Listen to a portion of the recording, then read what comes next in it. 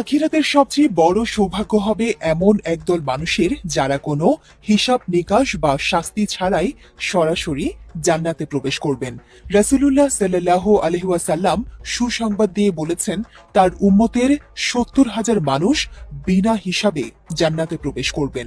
তাদের মুখমণ্ডল হবে পূর্ণিমার চাঁদের মতো উজ্জ্বল, আর তারা একসঙ্গে জান্নাতে প্রবেশ করবেন। এই সুসংবাদ এখানে শেষ নয়। অন্য হাদিসে এসেছে, আল্লাহ তাআলা ওই ৭০,০০০ ব্যক্তির প্রত্যেকের সঙ্গে আরো ৭০,০০০ মানুষকে জান্নাতে প্রবেশের অনুমতি দেবেন। এর বাইরেও মহান আল্লাহ তার অসীম অনুগ্রহে আরো অগণিত বান্দাকে জান্নাত দান করবেন। তবে কারা হবেন এই সৌভাগ্যবান মানুষ? ইবনে আব্বাস রাদিয়াল্লাহু তাআলা আনহু থেকে বর্ণিত এক হাদিসে রাসূলুল্লাহ সাল্লাল্লাহু আলাইহি ওয়াসাল্লাম তাদের পরিচয় দিয়েছেন। রাসূলুল্লাহ সাল্লাল্লাহু আলাইহি ওয়াসাল্লাম বলেন, তারা কুসংস্কার বা কুলক্ষণে বিশ্বাস করেন না, ঝাড়ফুঁকের উপর নির্ভরশীল হন না এবং সর্বাবস্থায় একমাত্র আল্লাহর উপর পূর্ণ ভরসা রাখেন।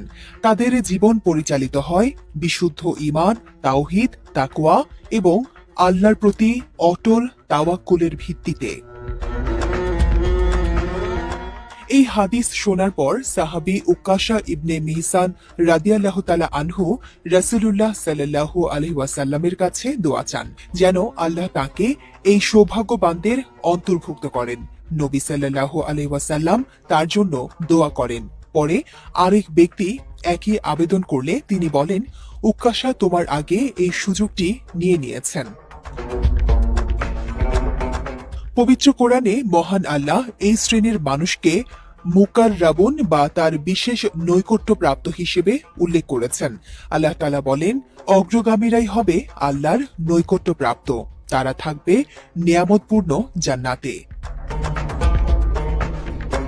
তাই প্রত্যেক মুমিনের কামনা হওয়া উচিত এমন জীবন গড়া যেখানে থাকবে বিশুদ্ধ ঈমান, আন্তরিক ইবাদত, সৎকর্ম, তাকওয়া এবং সর্বাবস্থায় আল্লাহর উপর অবিচল ভরসা। কেননা তারই অনুগ্রহে একজন বান্দা সেই সৌভাগ্যবানদের কাতারে সামিল হতে পারেন যারা বিনা হিসাবে জান্নাতে প্রবেশ করবেন।